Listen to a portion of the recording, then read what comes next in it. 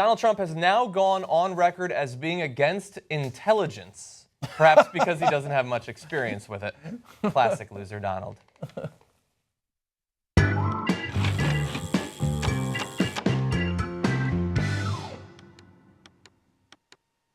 the blinking.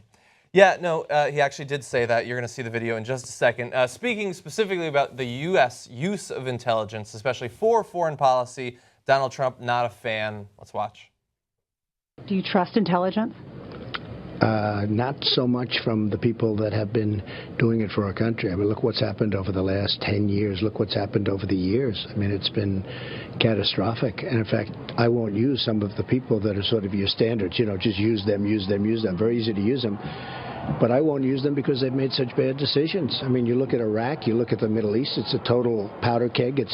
If we would have never touched it, it would have been a lot better. I mean, we would have been much better off, on top of which we've spent probably $4 trillion. Nobody even knows what we've spent. So, no, I have great people, and General Flynn is one of them. So we're going to get to that in 1 second. That is his normal sort of just rambling BS. Like the intelligence agent, like it's not like the intelligence analysts at the CIA voted, you know what, we should go to Iraq. No, BS stupid politicians who are in the pocket of like defense contractors, that sort of thing, energy companies. It's the politicians who choose to use the intelligence in bad ways. And certainly there have been gaps in intelligence, but simply saying I'm not going to use them, what does that even mean? He's just going down the line insulting every aspect of the human, like the military, you know, he doesn't like POWs, now all the intelligence analysts. A lot of them are in the field in incredibly dangerous situations right now. They're stupid, I'm not even going to use them. You want to talk about gaps in intelligence, you're going to be talking about Donald Trump. Yeah. Right? So, look, here's a sophisticated way of looking at and criticizing the intelligence agencies, saying, I'm surprised we haven't gotten enough information about the whereabouts of ISIS leadership in Syria and Iraq. I wish our intelligence agencies were handling that better. Here are my, points and counterpoints, perhaps, on the wiretapping that we're doing. So I wish the intelligence agencies were doing more of this or doing more of that, and explaining why. But he has a gap in intelligence, so he doesn't understand any of that. So he goes, me think intelligence bad, not intelligence good. Not going to use. What is it? As John pointed out, it doesn't mean anything that you're not going to use the intelligence agency. Of course you're going to use your intelligence agency. What are you going to do? You're going to fire everyone in the CIA, everyone in the DIA. You're going to fire every National Security Council. You're going to fire everybody. You're going to fire everybody. Yeah. And then who do you have? And then you're going to turn around and go, oh, well, where the hell's ISIS? What should we do, Christie? Okay. Well, you fired everybody in the middle. Of course he's not going to do that. He just doesn't know what he's talking about. Yeah. So part of what he's referring to there is at least 50 Republican national security experts, including Dick Cheney, came out and said, we will not be supporting Donald Trump. He's a disaster. And so Trump is conflating the two things because he's getting an intelligence briefing, but he's saying, which is from actual professionals that are they're not politicians like Dick Cheney, and people who were appointed that signed the letter of at least 50, now growing to almost 100. Yeah. But he's saying, I won't be using any of them. I won't be using any of them. Referring to those guys. Yeah, I'm almost because certain. He thinks intelligence, he thinks all levels, doesn't matter. Yeah, and he's thinking those guys came out against me, so I hate them. Yeah. I hate all the people in the intelligence. Yeah. It's ridiculous. But I do want to get to why in this particular case he's a loser. So in this, he's defending why he has to have Lieutenant General Michael Flynn at his side at the intelligence briefings, which he's now going to be at. And if you're curious what goes on in these meetings, you'll soon find out on his Twitter account. I'm sure that he'll be tweeting out all the details. He already spilled some secret base, I think, that we were funding in some country. But anyway, so in the second section, this video, he's going to talk about why he wants Lieutenant General Flynn there.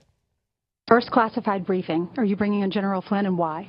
Because I think he's a great guy. I've gotten to know him. He's been a real fan of mine and defender of mine, and he's a terrific guy, terrific general, tough, smart, feels like I do about, illegal immigration in particular. He wants to make sure the right people are coming into our country. He's so painfully dumb. Look, just say he's an expert in security and intelligence. Yes. That's why I'm bringing him to the intelligence briefing. That'd be a fine argument to make. It feels a little like you're using a crutch, like you don't really know what the hell you're doing. That's why you're a loser, and you're like, I don't know, Daddy, help me, something, right? But okay, at least you can justify it if you say he's an expert. He says he's been a big fan of mine. Yeah. Well, that's the thing. He cannot compliment people for their strengths or qualities. The only way he compliments is saying, he's a fan of mine, he defends me, he feels like I do. No, he knows something. I don't agree with him on a ton of stuff, but he knows some things. He has experience. Talk about his experience. Don't just talk about the similarities you have. But the reason he's a loser is not just because he's surrounding himself with a sycophantic general. It's that the general is being sent as his handler. And Rudy Giuliani has a quote that perfectly demonstrates that. Giuliani said he should take General Flynn with him to be able to ask critical questions. Oh, that's so sad. This is the art of being a good executive. If I were going to a national security briefing as a presidential candidate, and I've had top security clearances as Associate Attorney General, U.S. Attorney, even as mayor during September 11th in particular, oh, he does remember that happened. I would take one or two experts with me to critically analyze it. But what Rudy Giuliani understands is what we understand, and what Trump apparently implicitly understands, is that if he goes in there, he's not going to know anything. He's not going to understand anything that's being said to him. He's not going to know any of the individuals, any of the groups, the stakes, the consequences, the history. He needs an adult in the room with him to take it into something that can fit in his stupid little head. In his tiny, tiny mind.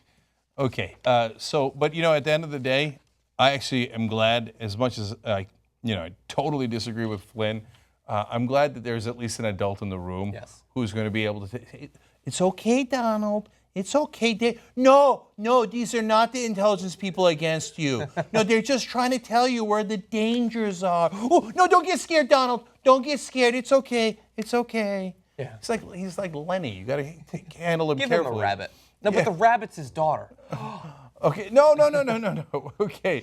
It's got to have adult supervision at all times. Yes, exactly.